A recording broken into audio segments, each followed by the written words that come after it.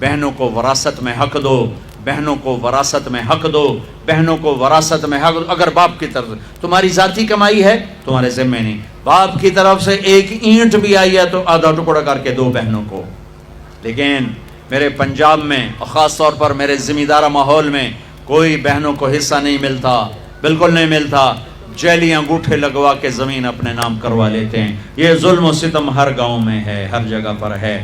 اور جس نے بہنوں کا حق کھایا، سارا رزق حرام ہو گیا، سارا رزق حرام ہو گیا۔ میرے نبی نے فرمایا جس کو اللہ نے 2 بہنیں دیں، اس نے ان کا حق ادا کیا، ان کے ساتھ حسن سلوک رکھا تو جنت اس کے لیے واجب ہوگی۔ آج کی بہن اپنے بھائی سے باپ کی وراثت میں سے حصہ نہیں مانگ سکتی، کہتا بے غیرت ہے، یا حصہ لے لے یا بائیکاٹ، حصہ لے گی تو بائیکاٹ۔ میرا رب کہہ رہا للذکر مثل حظ الانثیین، او میرے بندو میں نے بیٹی کا حصہ بھی رکھا ہے، میں نے بیٹے کا حصہ بھی رکھا ہے۔ مجھے پتہ نہیں تمہارا ماحول کیا ہے، لیکن میرے ذمہ دارہ ماحول میں کوئی بیٹی بھائیوں سے، کوئی بہن بھائیوں سے زمین نہیں مانگ سکتی، اسے ذلیل کر کے تباہ کر دیں گے، ذلت کی آخری سیڑھی تک اسے چڑھائیں گے۔ زمینہ مانگتی ہے ساڑھے کو لو، زمینہ مانگنی ہے ساڑھے کو لو۔ میرے والد مرحوم نے سب سے پہلے ہماری بہنوں کو زمینوں میں حصہ دیا تھا تو سارے زمیندار ناراض ہو گئے، ایک ہی کیتی جانا ہے، ساڑیاں دیاں ساڑھے گل پہ جاسے، ساڑیاں دیاں ساڑھے گل پہ جاسے۔ مولانا جمشید صاحب رحمۃ اللہ علیہ میرے استاد ہیں، میں رائمنڈ پڑھتا تھا، میں ان کے لیے شہد کی بوتل لے کر گیا، اپنے باغ سے اتارا، میں نے پیش کی، حضرت نبی میں شہد لایا ہوں۔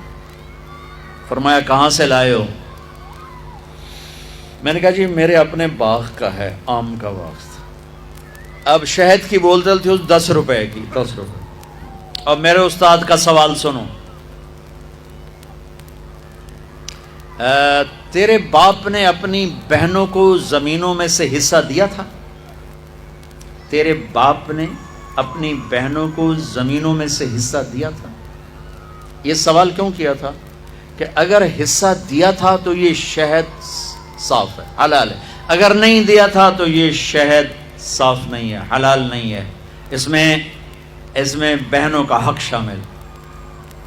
میں نے کہا استاد جی اللہ کا لاکھ لاکھ شکر ہے میرے باپ کی بہن ہی کوئی نہیں تھی، 2 بھائی صرف، جے کوئی بہن ہوندی کدی نہ دیندے، دیندا ہی کوئی نہ۔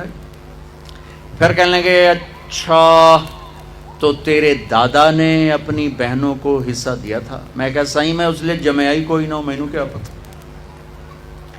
اتنی ریسرچ ایک شہد کی بوتل کہ بہنوں کو حصہ دیا کہ نہیں دیا؟ آج میرے دیش میں بہنوں کو حصہ نہیں دیا جاتا، نہ پٹھان دیتے ہیں، نہ بلوچ دیتے ہیں، نہ سندھی دیتے ہیں، نہ پنجابی دیتے ہیں، نہ یہ بلتستانی دیتے ہیں، کوئی نہیں دیتا، سب بھائی کھاتے ہیں۔ او میرے بھائیو، چوری ہے، ڈاکہ ہے، ظلم ہے، ناانصافی۔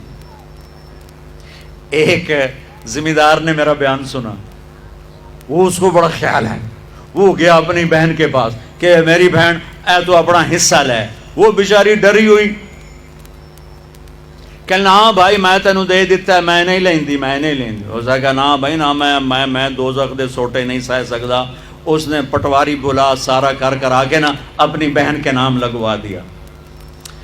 4 دن بعد کہنے لگا یہ ہن دیونی ہے تو دے چا۔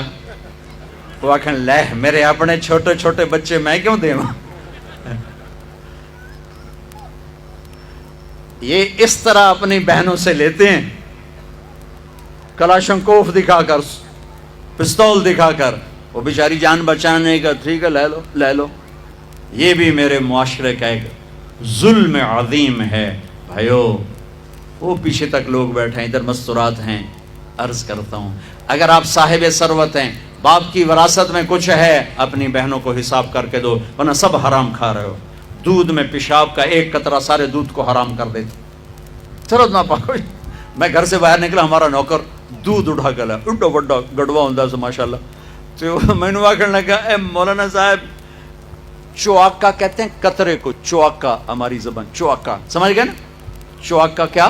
قطرہ۔ کہنے لگا ایڈا وڈا مولانا صاحب ایویں ایک چوکا پیشاب دا وچ ڈٹھا ہے کوئی گل تو نہیں ہے.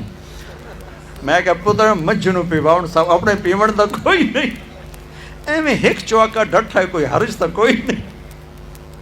وہ دودھ نکالتے تھے کوئی اس کا پیشاب وہ دم ہلاتی ہے نا تو پیشاب کا کوئی قطرہ وہاں چلا گیا. تو ایسے بہنوں کو حصہ نہ دینا, یہ دودھ میں چوکا ہے, دودھ میں قطرہ ہے حرام کا. اپنی بہنوں کو حصہ دو, اللہ تمہارے بھاگ جگائے گا, تمہاری نسلوں کو آباد کرے گا. یہ میں نے 2 گھنٹے میں ساری زندگی لگا رہا ہوں تو دین کون بیان کر سکتا ہے, لیکن عبادات, معاشرت, توحید, رسالت, آپس کا تعلق, خاندانی تعلق, اپنوں سے غیروں سے کس طرح ہم نے زندگی گزارنی, میں نے کوشش کی ہر پہلو پر تھوڑی تھوڑی بات ہو جائے. دل کو لگی ہو لے لینا, نہ لگی ہو فقیرانہ آئے صدا کر چلے, میاں خوش رہو ہم دعا کر چلے.